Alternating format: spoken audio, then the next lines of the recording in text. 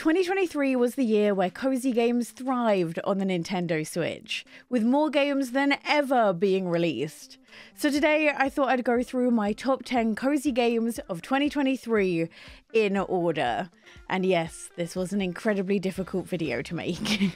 But before we get into my top 10, I just want to do a few honourable mentions of some games that just narrowly missed being included. First up, we have Suka, or otherwise known as the watermelon game. And I'm going to be really honest for a second. This might be one of my most played games of 2023. And no, this isn't because I've barely played any of the other games on this list. It is because I just have so many hours in the watermelon game. Although I will say, still considerably less than my mum, because she was obsessed with this. The best way I can describe the watermelon game is it's basically like 2048, but with fruit instead. The idea is that two fruit of the same kind will combine in order to form a larger fruit, with the most amount of points being awarded when you make a watermelon. And the game ends when you overflow this little box. Now, although this sounds easy, it most definitely is not, and it's actually really tricky. You see, the catch is each of the fruit you place will start rotating, and when they combine, this also gives a sort of pop effect that affects all the fruit surrounding it, leading to some really wacky physics. But the thing that really got me obsessed with this is the fact that there's not only a leaderboard for your friends, but also a worldwide leaderboard as well, meaning that you always wanted to play just one more game to see if you could get a better score than you did last time. And considering this game cost around £2, I have most definitely got my money's worth. Another honourable mention will be Palia. Literally the only reason this isn't making the top 10 is currently how it runs on the Switch, with it being completely unable to hold 30 FPS and kind of giving me a headache when I play it.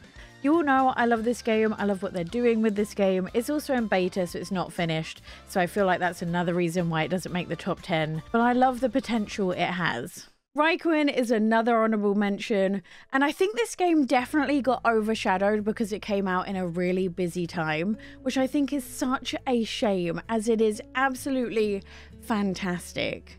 This is an adventure game about a little boy who's staying in a hospital, and one day he asks his mum to take him to the location of his favourite fantasy book, and of course she says yes. This is a world in which the guardian of the forest can grant the boy a single wish. But in order to do so, he needs to carry out a few challenges by helping out characters in the village. But these characters' personalities seem to mirror those of the neighbouring kids and adults in the hospital. And as you can imagine, although this may be set in a fantasy world, their struggles are nothing but a hard-hitting representation of the things you'll see while staying in a hospital. And despite there being no combat, the game remains filled with content, not just from the story itself or the characters, but also the dungeons and the puzzles you'll encounter as well. This is a seriously underrated game. It just missed out on the top 10, but definitely worth checking out. The final honourable mention, and this is purely because it's not quite finished on the Switch yet, is My Time at Sandrock. Now, I personally don't see this actually being a farming sim whatsoever. It does have elements of farming in it, but what I actually think this is a life sim with an incredible story running alongside everything that you do.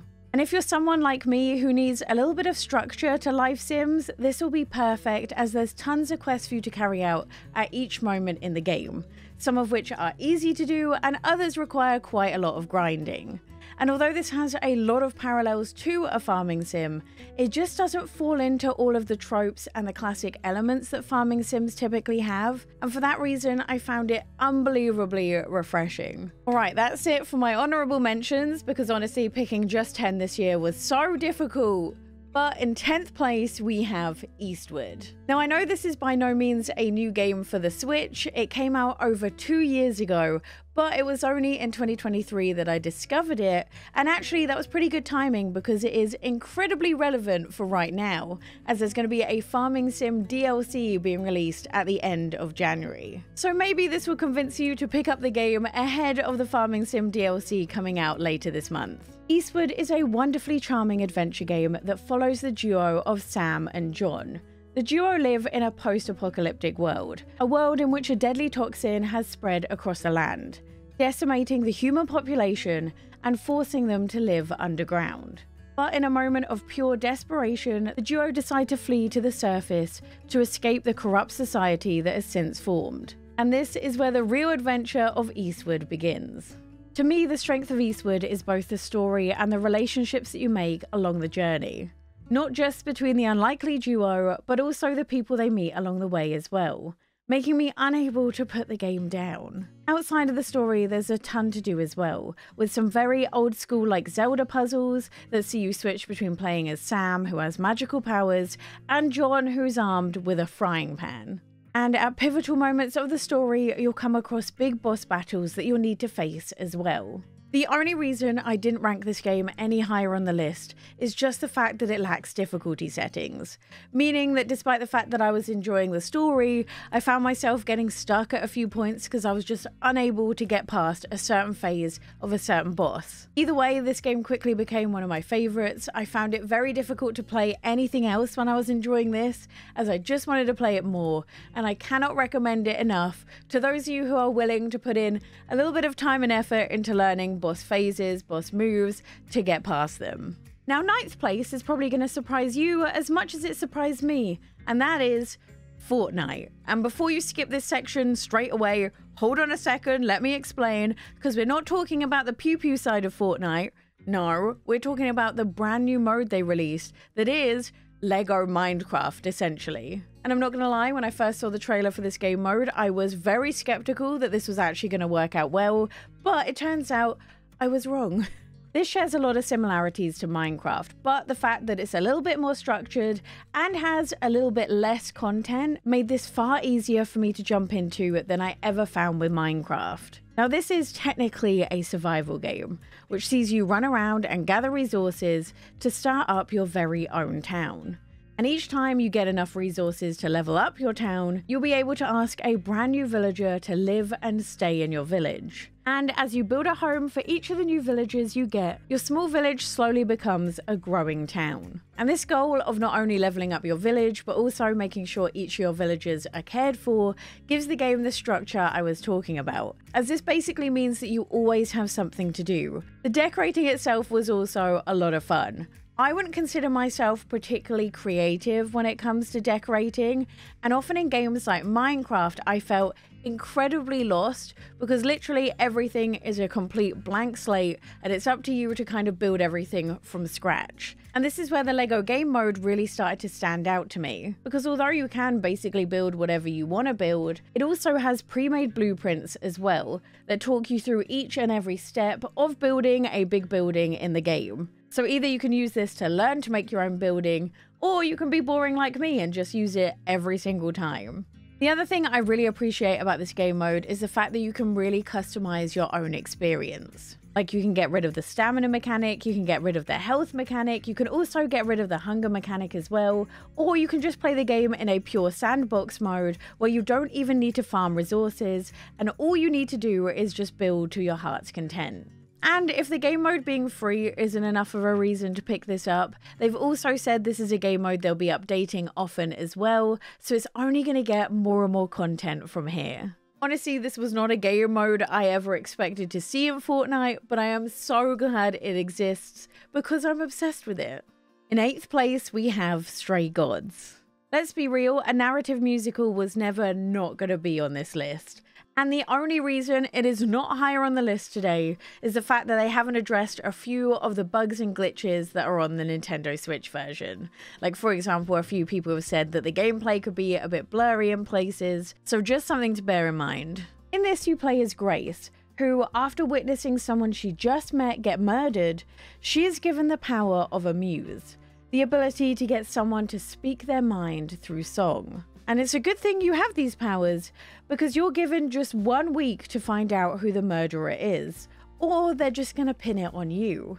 With the people you're investigating for murder being the Greek gods themselves, but in a way we've never seen them before. Because whilst these are the gods of legend, they're also attempting to try and live and exist in the modern day, which suits some of the gods better than others. And it's up to you to decide who you can trust, who you can't trust, and even who you might fall in love with each of the big decisions you make being in song form, which I think is just so cool. Now, some songs are definitely better than others, but overall the songs were incredible. And the story does a lot to change up what we know of the Greek gods already. It's one of those games which doesn't even feel like you're playing a game, you're basically just in an interactive movie. And whilst at first I was a bit skeptical about the comic book-like animation, I actually wound up falling in love with it over the course of the game, and instead it made you really listen to the words of the songs rather than just the animation or what's happening on the screen. My only downside to this game is the fact that you're maybe not as influential on the main story as you might think you are, meaning that it loses an element of the replayability. But overall, I had a blast. I had some of the songs stuck in my head for days after finishing this, and if you want a cozy game that's different, it is perfect. Speaking of cozy games that stand out because they're different, in 7th place we have Dordogne. This was a short but beautiful story that managed to put its own spin on being an interactive story, as not only were the puzzles delivered in a really unique way and gave you the ability to track your journey with a journal that you get to fill in however you want. In this you play as Mimi, who returns to her grandmother's house after her passing, and with each belonging you find, it triggers a different memory, allowing you to retrace your steps as a child to try and piece together why you've never returned to your grandmother's house after that one summer. This game beautifully portrays the complexity of adult relationships and the emotions that you experience as an adult Mimi, piecing together what she was ultimately too young to understand at the time is both raw and beautiful. And the voice acting, coupled with the stunning graphics, the beautiful music, ultimately left me with a game that I just wished was more than 4 hours long.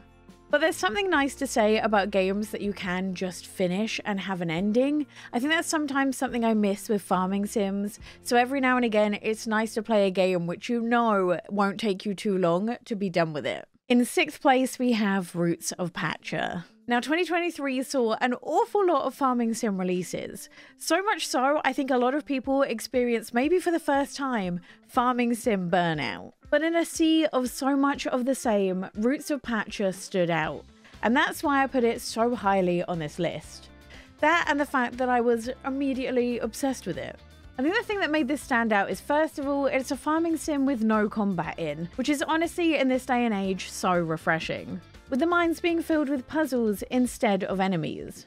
But the other thing that makes it stand out is the way in which your prehistoric town you begin in progresses as much as your farm does. Because as you discover new things by exploring and experimenting, this sparks ideas amongst the community who start to invent new things that can either help you out, like for example inventing tools or wells or stuff like that, to things that will actually help the entire village, like being able to light it up in the nighttime. Like a lot of farming sims, this also has a bundle-like system, but again, this just felt a little bit different to every other farming sim I've played before. And just this idea that you play a game where you start off with nothing but a pointy rock, and end with not only a thriving farm, but also a huge town in it as well, was just something I thoroughly enjoyed. When this released on the Switch, this was genuinely the farming sim that cured farming sim burnout for me, because it just felt new and refreshing, so I can definitely recommend it. In 5th place, we have another farming sim, and this is Fae Farm. Now this stood out because it was just such a streamlined experience.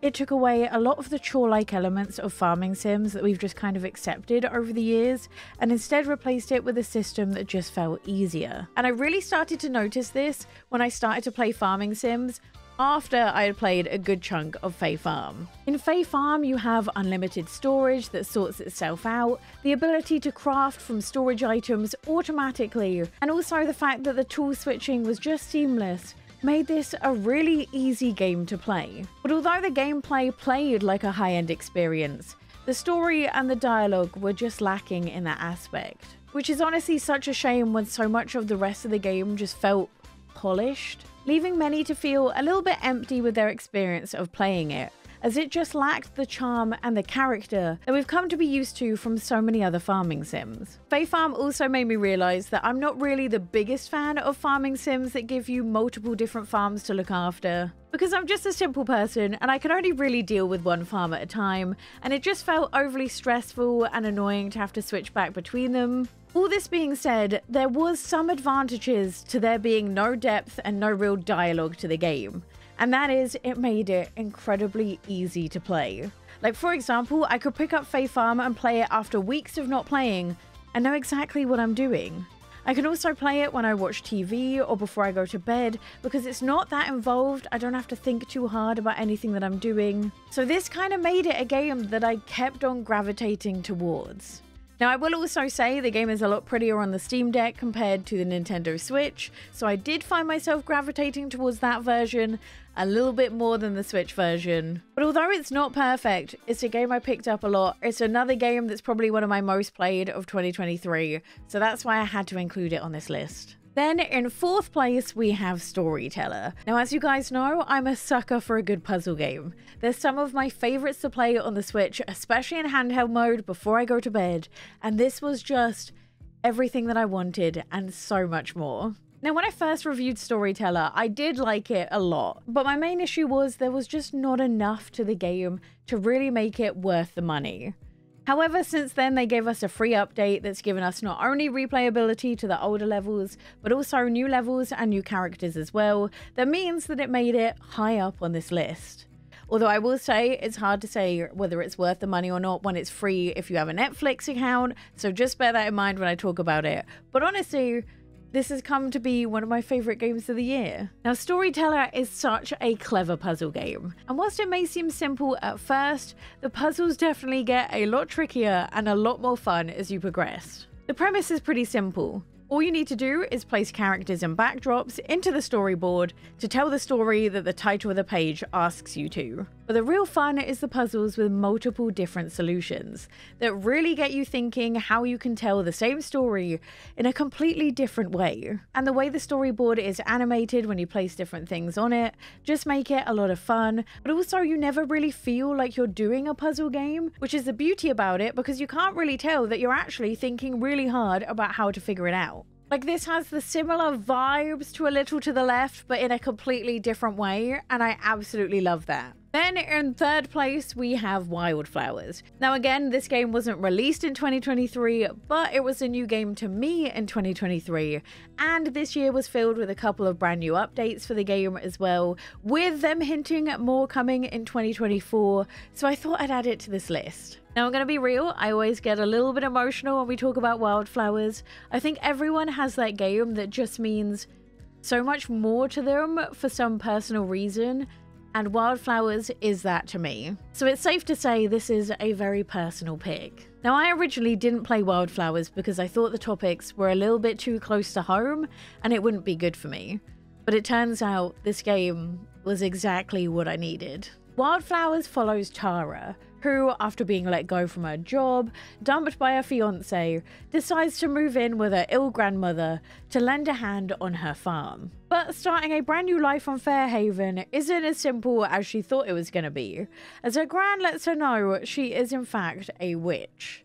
And it was time for her to join the town's cult to learn how to use her magic, all the while also tending to her farm. And whilst initially it felt a little odd to play a farming sim with a character that isn't you, this actually turned out to be the strength of Wildflowers, as the entire game is voice acted. And although I personally find it really hard to kind of relate and get involved with characters in farming sims, the fact that this was voice acted fully transformed this experience. As it's not just in the moments that you directly talk about them that you get to know the characters, but also in the way they react to the strange and sometimes magical happenings across the town.